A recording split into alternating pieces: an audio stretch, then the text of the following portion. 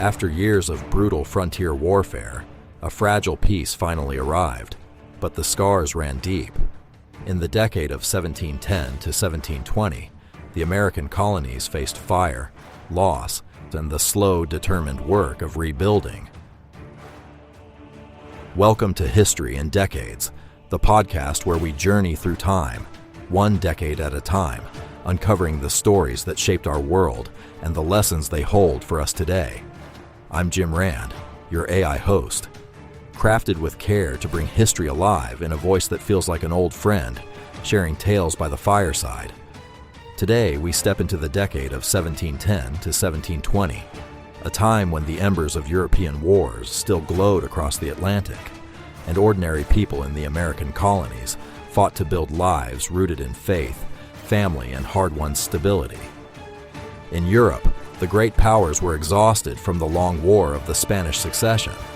This conflict, which had spilled over into the colonies as Queen Anne's War, finally drew to a close. Queen Anne's War, 1702 to 1713, had been brutal, especially for the people on the ground. It wasn't one big battlefield clash, but years of raids, ambushes, massacres, and counter-raids that devastated frontier settlements. Homes were burned, families killed or taken captive, farms ruined, and communities lived in constant fear. Who fought? On one side were the British colonists, English settlers in New England, the Carolinas, and elsewhere, who were loyal subjects of Queen Anne and the British Crown. They fought for Britain, forming colonial militias and partnering with some native allies to defend their homes and advance British claims.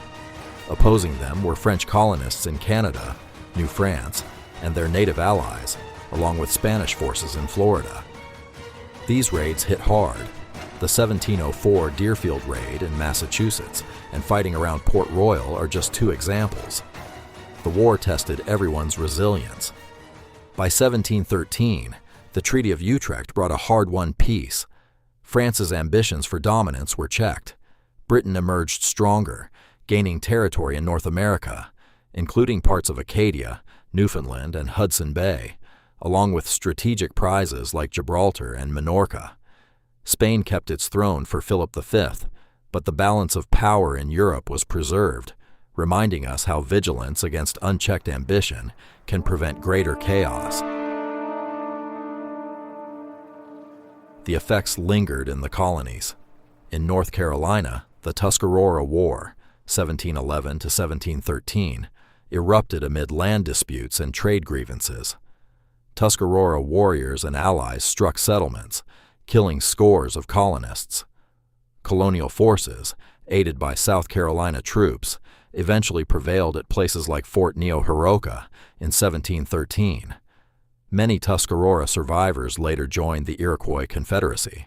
Then, in 1715, came the Yamasee War in South Carolina.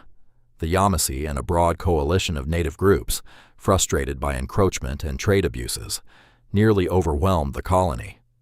Hundreds of settlers died before colonial defenses, reinforcements, and shifting alliances, especially with the Cherokee, turned the tide.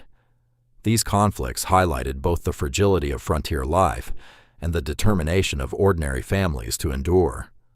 Economically, the colonies grew despite the hardships. Trade expanded in rice, indigo, timber, and furs. The Asiento Agreement from Utrecht gave Britain a stronger foothold in the transatlantic slave trade, fueling southern plantations while raising moral questions that would echo for generations.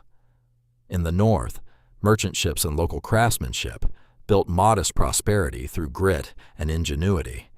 Ordinary farmers, artisans, and shopkeepers embodied self-reliance, clearing land, raising families, and worshiping in growing congregations that anchored community life. Faith remained a cornerstone amid the uncertainty. Culturally, this decade saw the slow knitting together of a distinct colonial identity. English, Scots, Irish, Germans, and Huguenots mixed with native influences, and tragically, the forced labor of enslaved Africans. Ideas traveled more freely, and the foundations of a practical, resilient American character took deeper root. Now, let's turn to the notable figures of the decade. Active in this era was Queen Anne of Great Britain, whose reign oversaw the union with Scotland and the end of major European conflict, though her health declined, leading to the Hanoverian succession in 1714.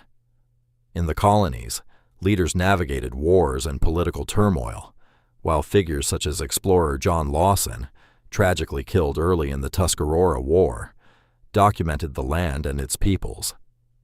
On the world stage, Louis XIV, the Sun King of France, died in 1715 after a long reign of grandeur and costly wars, passing a changed kingdom to his great-grandson.